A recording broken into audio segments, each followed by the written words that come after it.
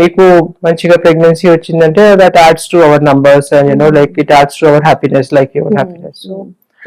So like correct treatment is I won't say for everybody IVF అని ఉండదు. మా దగ్గర కూడా అట్లా లేదు. అది రాగానే ఎవరికి అందరికి ఐవీఎఫ్ చెప్పము.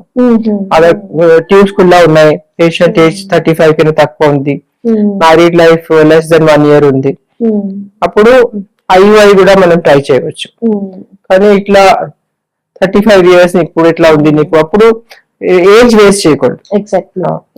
వన్ మోర్ ఇంపార్టెంట్ పాయింట్ నేను స్ట్రెస్ చేస్తానంటే అది age of the patient. Age of the patient అంటే నువ్వు ఎంత ఏజ్ మీది తక్కువ ఉంది, అంత నీ ఎగ్స్ యంగ్ ఉన్నాయి.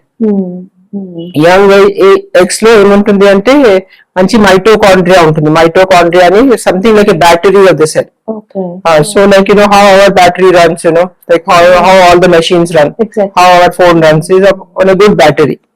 So the good battery for the egg is mitochondria in the egg.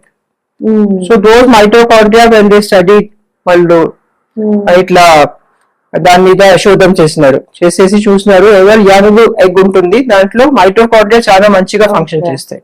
అప్పుడు ఫర్టిలైజేషన్ మంచిగా అవుతుంది, హార్ట్ బీట్ అపియర్ అవుతుంది. ఎందుకంటే ఇప్పుడు మేము బెస్ట్ ఎంబ్రియో తీసుకొని మీకు పెట్టినాం.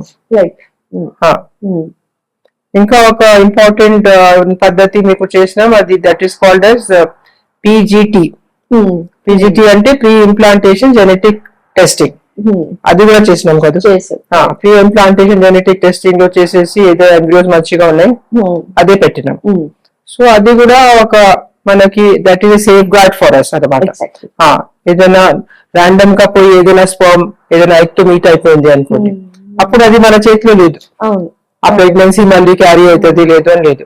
కానీ పీజీటీ ఇది పద్ధతి చేసినప్పుడు ఎంబ్రియో 5 days ది అయిపోయింది, అప్పుడు దాంట్లోకి వెళ్ళి కొన్ని సెల్స్ కి పంపించి పరీక్ష కోసం ఆ సెల్ రిపోర్ట్ కోసం వెయిట్ చేసేసి అప్పుడు ఈ పద్ధతి ఐవీఎఫ్ ది చేస్తే ఇంప్లాంటేషన్ చేస్తే బెటర్ రిజల్ట్ వస్తుంది, మనకి బెటర్ రిజల్ట్ వస్తుంది.